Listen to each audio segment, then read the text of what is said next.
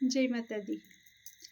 Hello everyone, केमती अच्छे आपण मैंने आशा कर फिट एंड फाइन अच्छे। मो रश्मि स्वागत कर मो यूट्यूब चैनल एंजेलिक ब्लेसिंग सर्कुलियर। तो आसते देखा यही नवरात्रि जगत जननी दुर्गति नाशिनी माँ दुर्गा आपणकर वर्तमान सिचुएशन को लेकिना कौन कहते कौन रही मेसेज गाइडेंस। तो जय माता दी, जय माँ दुर्गा। मो दश बंधुकर वर्तमान रो परिस्थिति प्लीज आकुरेट आंसर दिंतु और गाइड करंतु। समस्त कष्ट को तांकर हरण करंतु माँ। Thank you. ओके, दश बंधुकर लाइफ रो वर्तमान परिस्थिति को लेकिन कौन कहवाक चाहूँ। Okay, thank you so much. Bottom of deck, good luck, blessings of good luck, nice. Okay, एठी डियर मु किछि कहबी किछि वर्तमान परिस्थिति कि बहुत जन तांकर कैरियर को लेकिना खुशी नाहंती बा कैरियर तांकर स्टेबल नुहे। ओके, तो भल कैरियर को से ईश्वर को पाखरे प्रार्थना करुछंती कि हाँ एमिति मोर इनकम हवा दरकार जो थे कि मोर मो परिवार आ मो फ्यूचर सुरक्षा करि परिबी बा सबू किछि मु संभाली परिबी। ओके, किछि दर्शक बंधुंकर वर्तमान परिस्थिति तांकर कैरियर रिगार्डिंग आसुची। आउ किछि दर्शक बंधुंकर निजर किंबा निज परिवार कोनोसी सदस्यंकर स्वास्थ्यगत समस्या को लेकिन चिंतार अछंती। आउ किछि दर्शक बंधु ओके मैरिड लाइफ रे बैलेंस नहीं। ओके, शिव शक्तिर अर्धनारीश्वरी शिव शक्तिर जो ऊर्जा गोटे हजबैंड वाइफ रो जो परफेक्ट जो बैलेंस रहिबा कथा से बैलेंस नहीं। ओके, मैरिड लाइफ रो इश्यू चलची, लव लाइफ रो इश्यू चलची। परफेक्ट पार्टनर बा पार्टनर तरफ रू जो केयर कंसर्न अटेंशन भल पाइबा मिलवा दरकार सेटा मिलुनी। ओके, आउ किछि दर्शक बंधुंकर लाइफ रे माने सब ठीक अच्छी किंतु किछि ठीक नथिला भले लागुची बा किछि भल लागुनी, किछि गोटे मिसिंग भले लागुची, किछि जेमती को खुशी गोटे तांकर जेमती नाही से खुशीटा को से खोजुचंती कि मो लाइफ रो एक्चुअली खुशी कोठी अछि।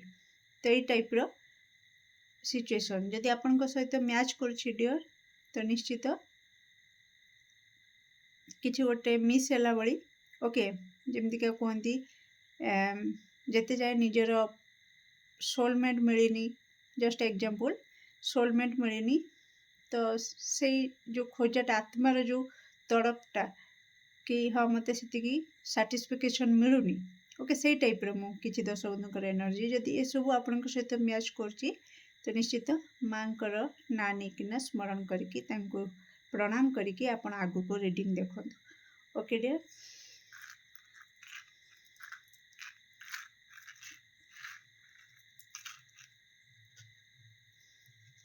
जय माता दी, जय माता दी। दर्शक बंधुकर वर्तमान परिस्थिति सब जहाँ भी अच्छी तो कौन कहिबे बा कौन रही मेसेज और guidance. Thank you, thank you, thank you, thank you so much.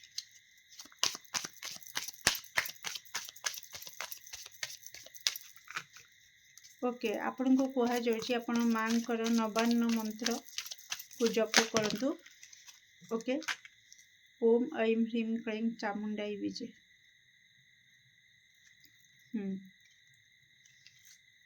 Wish wisely, believe in magic, furious, go outside, tree wisdom. Okay, wait for winter.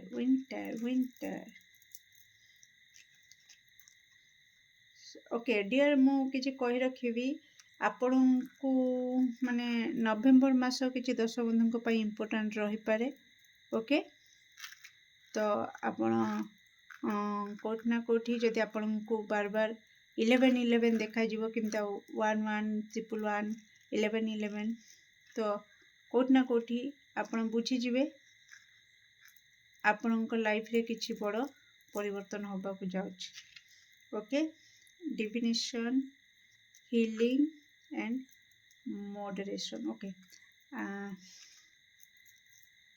First thing तो आपण को कह जाउची कि जो आत्मविश्वास हरि दूचंती बा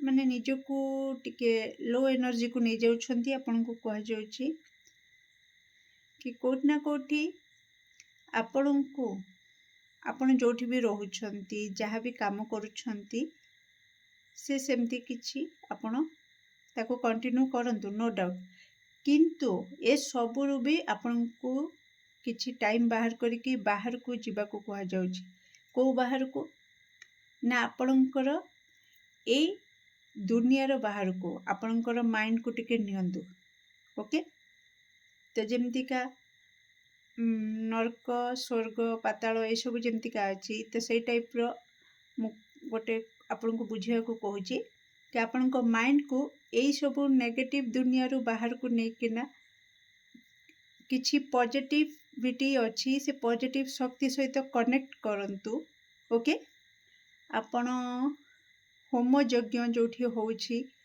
से होम यज्ञ रे बसिकी ईश्वर सहित कनेक्ट करने चेष्टा करूँ से मंत्र पाठ शुणा को चेष्टा करूँ कौन सी मंदिर रे आपण जाइकिना जोठी पूजा पाठ बहुत भल भाव हो ओके तो ओवरऑल आपण को सही सैक्रेड प्लेस रे आपण को टाइम बितेबा निहाती जरूरी आपण को पाई ओके डियर माँ कहते कि बाहर ए दुनिया रू जो दुनिया आपण को दि जाइए से दुनिया आपणकर कर्तव्य जहाँ अच्छी से कर्तव्य करूँ कर सारा पर जो मी टाइम कहती निजपाई किसी समय बाहर करवा तो से समय रे आपण कोठी की जिबे ना ईश्वर सहित निजको कनेक्ट करने जीवा निहाती जरूरी आपण मंदिर कौन देवालय स्थान को जाइए आपण जोग दे पारंती ओके पूजा पाठ होबा समय कथा मु कहूँ जो टाइम रो मंत्र उच्चारण होउथुबो पूजा पाठ होउथुबो आरती होउथुबो ओके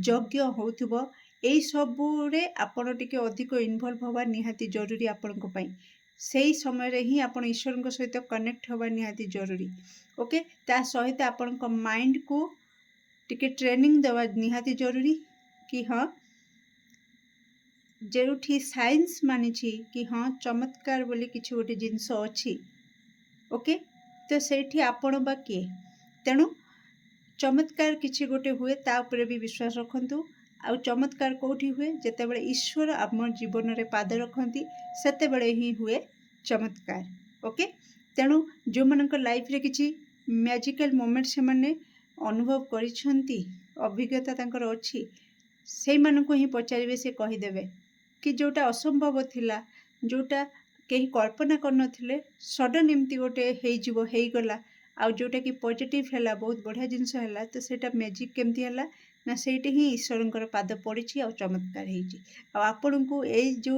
जिनसटा को विश्वास करवा निहाती जरूरी ओके विश्वास मिलई हरि तर्के बहु दूरे ओके जदि आपण जेते विश्वास करेंगे ईश्वर शक्ति को दैवी ऊर्जा को आपण जीवन में सेते चमत्कार हे जीवो आउ जेते आपण तर्क वितर्क करेंगे पॉजिटिव नेगेटिव को लेकिन कंपेयर करेंगे तो लॉजिकल होकिना किसी गोटे करेंगे तो कोटि ना कोटि ईश्वर को तो मिलवा भूली जातु ईश्वर जो प्रेजेंस माने जो चमत्कार जिनसटा जो कहते सी भी आपण को नजर को आसब नहीं ओके ता सहित नवेम्बर मास किछि दर्शक बंधु को वर्ष मु कहि पारुनी किंतु हाँ जेकोसी वर्ष हो नवेम्बर मासरे आपनकर लाइफ रे किछि ना किछि गोटे बड़ बड़ चेंजेस आपण देखिबे ओके ତା ସହିତ ନିଶ୍ଚିତ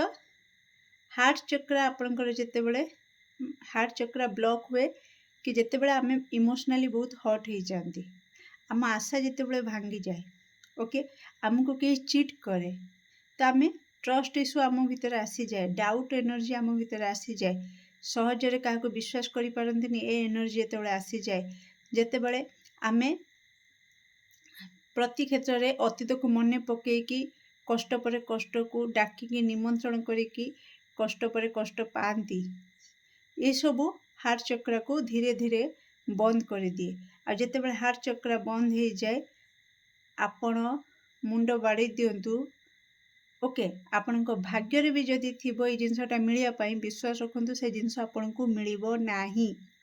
ଓକେ, ମାନେ ଏଇ ଟାଇମ୍ରେ ମିଳିବାର ଥିଲା, କିନ୍ତୁ ଜଷ୍ଟ ବିକଜ୍ କି ଆପଣଙ୍କର ହାର୍ଟ ଚକ୍ର ବ୍ଲକ୍ ଅଛି, ସେ ଜିନିଷ ସେ ଟାଇମ୍ରେ ମିଳିବ ନାହିଁ। ବିଶ୍ୱାସ ରଖନ୍ତୁ, ବହୁତ ଯେଉଁ କୁହନ୍ତିନି କାହିଁକି ଡେରି ହେଉଛି, ବିଳମ୍ବ ହେଉଛି, କାହିଁକି ମିଳୁନି, ଓକେ, ଗୋଟେ ତ ଡିଭାଇନ୍ ଟାଇମ୍ ଥାଏ, ଆଉ ଗୋଟେ ହେଉଛି କି ଆପଣ କହିବେ କି ହଁ ମୁଁ ସବୁ ରେମେଡ଼ି କରିଦେଲି, ପୂଜାପାଠ କରିଦେଲି, ମୋ ସବୁ କାମ କରିଦେଲି, ଫିର୍ ବି କାହିଁକି ବିଳମ୍ବ ହେଉଛି।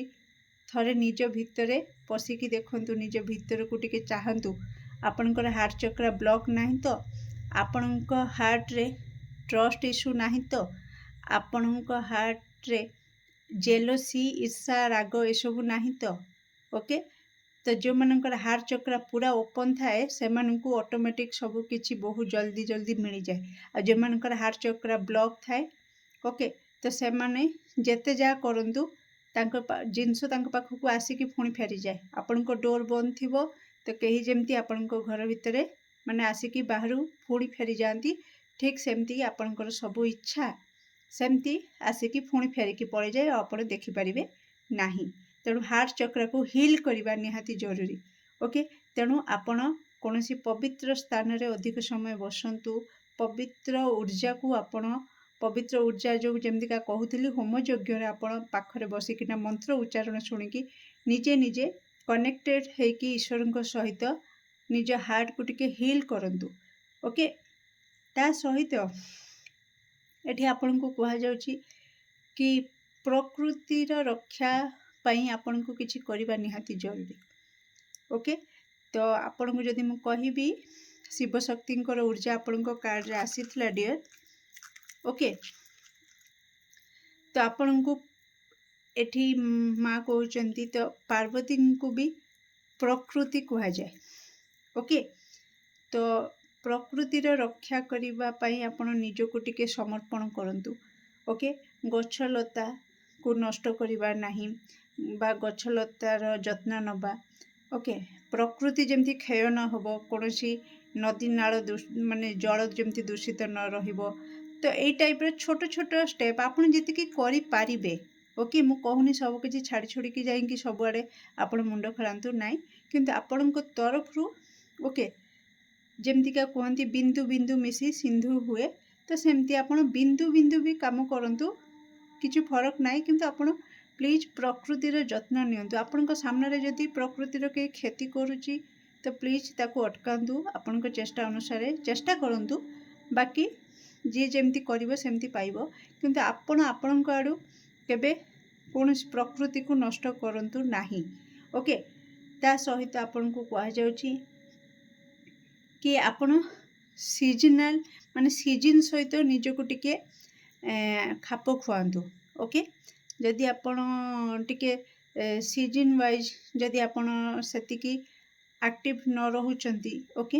ଧର ସପୋଜ୍ ସିଜନାଲ୍ ଫ୍ରୁଟ୍ କଥା ମୁଁ କହିବି କି ଯେଉଁ ସିଜିନ୍ରେ ଯେଉଁ ପନିପରିବା ମିଳୁଛି, ଯେଉଁ ସିଜିନ୍ରେ ଯେଉଁ ଫଳ ମିଳୁଛି, ତ ତାକୁ କନଜ୍ୟୁମ୍ କରିବା ଷ୍ଟାର୍ଟ କରନ୍ତୁ, ଓକେ। ତା ସହିତ କେଉଁଠି ନା କେଉଁଠି ନିଜର ଭ୍ୟାଲୁ, ଓକେ, ଆପଣ ନିଜର ଭ୍ୟାଲୁ ନିଜକୁ ସାଇନ୍ କରିବା ପାଇଁ ଟ୍ରାଏ କରନ୍ତୁ। ପ୍ରତି କ୍ଷେତ୍ରରେ ଆପଣଙ୍କୁ କୁହାଯାଉଛି, ଆପଣଙ୍କ ତରଫରୁ ଆପଣ କେତେ ଏଫର୍ଟ ଲଗାଉଛନ୍ତି, ଓକେ।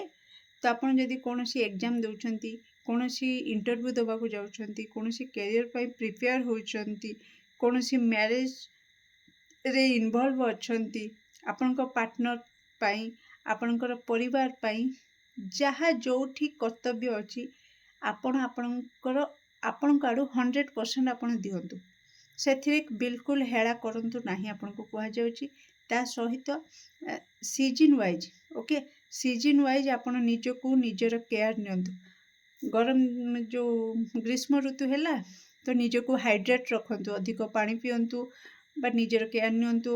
ଅଧିକ ସେ ଯେଉଁ ଫ୍ରୁଟ୍ ମାନେ ଥିବା ୱାଟର କଣ୍ଟେଣ୍ଟ ଯେଉଁଥିରେ ଅଧିକ ରହୁଛି ତ ସେ ଫ୍ରୁଟ୍କୁ ନିଅନ୍ତୁ, ଜୁସ୍ ନିଅନ୍ତୁ ହେଲା। ତ ଏଇ ଟାଇପ୍ର ୱିଣ୍ଟର ସିଜନ୍ ହେଉଛି, ଡ୍ରାଏ ରହୁଛି, ତ ଆପଣ ତାକୁ ନରିଶ୍ କରିବା ପାଇଁ, ମଏଶ୍ଚର ରଖିବା ପାଇଁ ତ ଆପଣ ସେଇ ଟ୍ରିଟମେଣ୍ଟ ନିଅନ୍ତୁ। ତ ଆପଣଙ୍କୁ ସିଜନ୍ ୱାଇଜ୍ ଆପଣଙ୍କୁ ନିଜକୁ ପ୍ରତି ଢାଳରେ ଢଳେଇବାକୁ ଚେଷ୍ଟା କରନ୍ତୁ।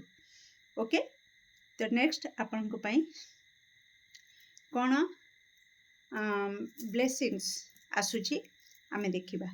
ମା ଭଗବତୀ, ମା ଆଦିଶକ୍ତିଙ୍କ ତରଫରୁ ତ କ'ଣ ରହିଛି ମୋ ଦଶ ବନ୍ଧୁଙ୍କ ପାଇଁ blessings. Thank you so much. Wow, beautiful. ତ ବ୍ଲେସିଙ୍ଗସ୍ ରହୁଛି କି ଆପଣଙ୍କର